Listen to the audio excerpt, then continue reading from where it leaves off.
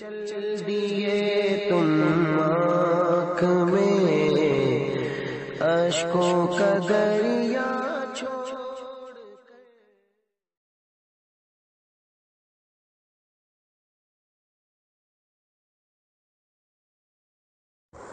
السلام علیکم ورحمۃ اللہ تعالی وبرکاتہ۔ میں آپ سب کا خادم فقیر محمد کلیم حنفی رضوی قصر ابو حنیفہ کرلا ویسٹ ممبئی سے عرض کر رہا ہوں، اور آپ سب کو یہ اطلاع دیتے ہوئے بہت خوشی محسوس کر رہا ہوں کہ 16 مارچ 2021 یعنی 2 شعبان المعظم ہجری 1442 کو عالم اسلام کی مایہ ناز شخصیت حضرات صحابہ کرام کا عکس جمیل، وہ ذات کہ قرآن پاک میں جس کے بارے میں اللہ تعالیٰ نے اشارہ عطا فرمایا ہے سورۃ الجمعہ کی آیت نمبر 3 میں، اور بخاری مسلم جو قرآن کریم کے بعد سب سے بڑی کتابیں ہیں، اس میں رسالت مآب صلی اللہ علیہ وسلم نے جس ذات کی بشارت عطا فرمائی ہے،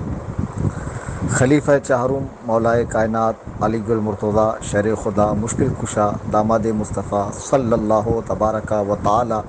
علیہ وسلم نے جس ذات کے لیے دعا فرمائی، ان کے علم میں برکت کے لیے، عمل میں برکت کے لیے، یعنی وہ عظیم ہستی امام الائمہ سراج الامہ کاشف الغمہ سراج المحدثین یعنی سیدنا سرکار امام اعظم ابو حنیفہ نعمان ابن ثابت ابن زوطا کوفی رضی اللہ تعالیٰ عنہ کا 1292 سالہ عرس پاک منایا جائے گا۔ ہم اہل سنت و جماعت دنیا کے کسی خطے میں، کسی کونے، کسی گوشے، کسی شوشے میں رہیں، اپنے بزرگوں سے وابستہ رہتے ہیں۔ یہی ہمارے ایمان و عقیدے کی سلامتی کا سبب بنتا ہے۔ ہم تو ماشاءاللہ بعد والے بزرگوں کی بھی یادیں زور و شور سے مناتے ہیں،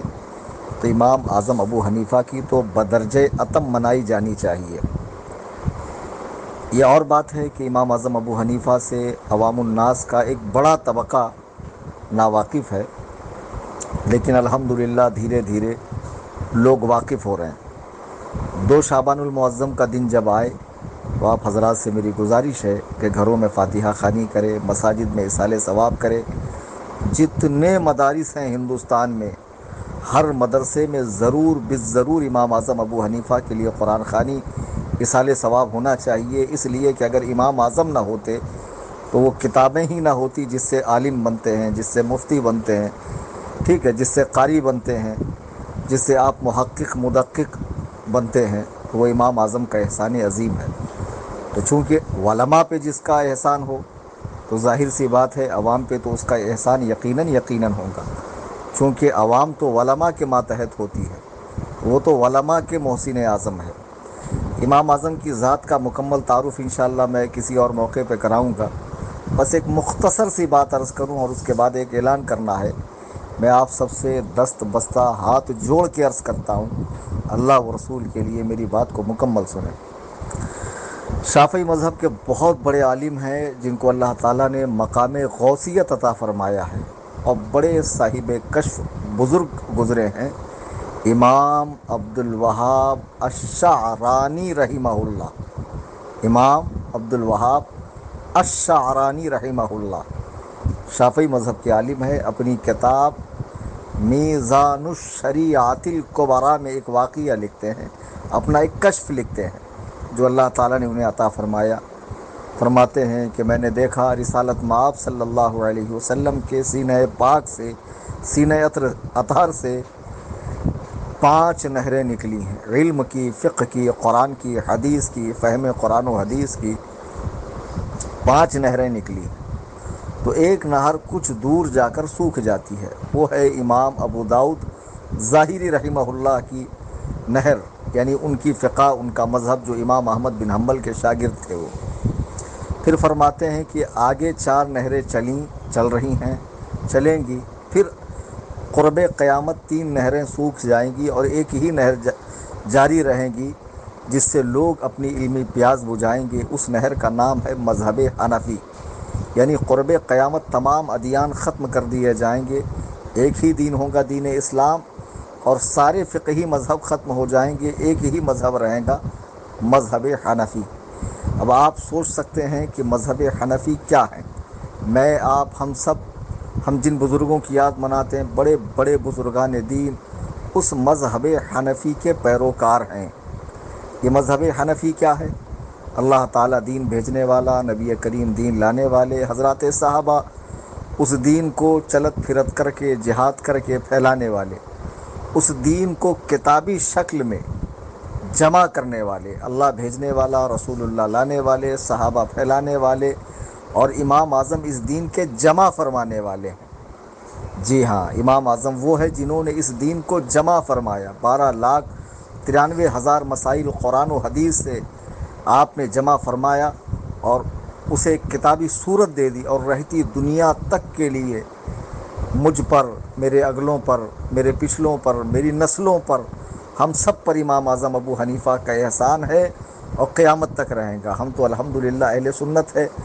ہمیں کوئی دعا تعویذ دے دے تو ہم اس کی یاد مناتے ہیں، ہمیں کوئی دم کر دے تو ہم اس کا عرس مناتے ہیں، ہے نا؟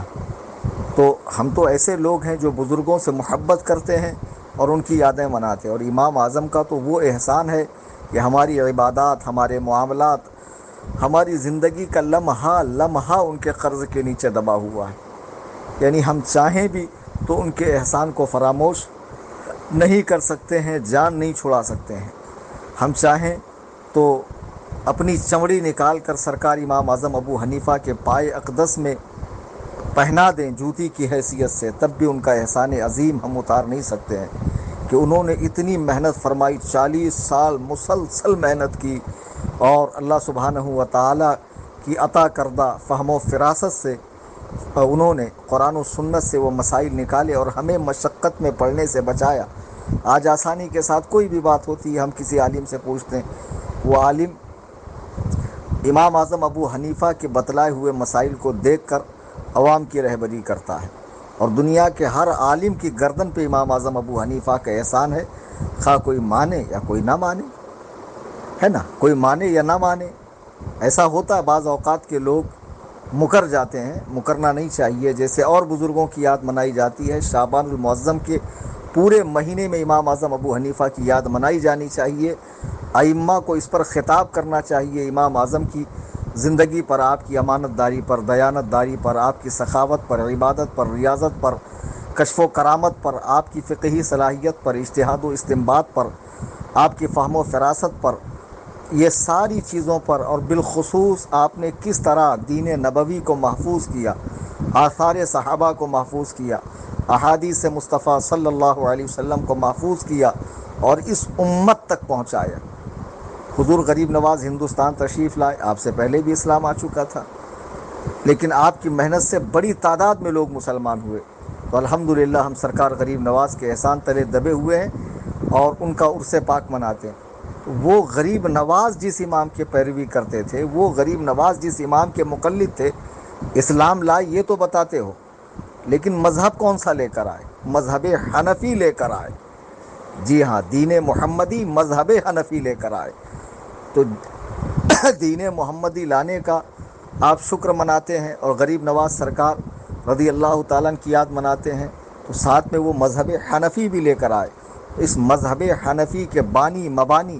یعنی امام اعظم ابو حنیفہ رضی اللہ تعالیٰ کا 1292 سالہ عرس پاک ہے، دھوم دھام سے منائیے۔ اور ایک طریقہ میں آپ کو بتا دوں کہ فقیر کی تنظیم ہے، تنظیم سنی جمعیت الاحناف۔ الحمدللہ میں نے اپنی تنظیم کی نسبت بھی امام اعظم کی طرف کی ہے۔ احناف یہ حنفی کی جمع ہے، یعنی ہم حنفیوں کی تنظیم جمعیت الاحناف۔ تو اس تنظیم سے تقریباً 7 سالوں سے کرلا ویسٹ میں جری مری، نارائن نگر، گھاٹ کوپر وغیرہ کے علاقوں میں جو یو پی، بہار، بنگال اور ملک کے کونے کونے سے غریب مسلمان آ کر بسے ہوئے ہیں، سنی صحیح العقیدہ مسلمان، ان کی مالی مدد کی جاتی ہے، علاج کے لیے، راشن کے لیے، روزگار کے لیے،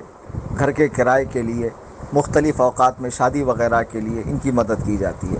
اور پابندی سے ہر مہینہ 100 فیملیز کو راشن دیا جاتا ہے، جن میں اکثر بوڑھی خواتین ہیں، لا ولد ہیں، جن کی اولادوں نے چھوڑ دیا ہے، طلاق شدہ ہے، معذور بھائی ہے، ہر مہینہ انگریزی 11 کو راشن دیا جاتا ہے۔ اس بار بھی 11 مارچ کو دیا جائے گا، اور اس راشن کا ثواب ہم سرکار امام اعظم کی بارگاہ میں پیش کریں گے۔ تو امام اعظم کے احسانات تو ہم اتار نہیں سکتے ہیں،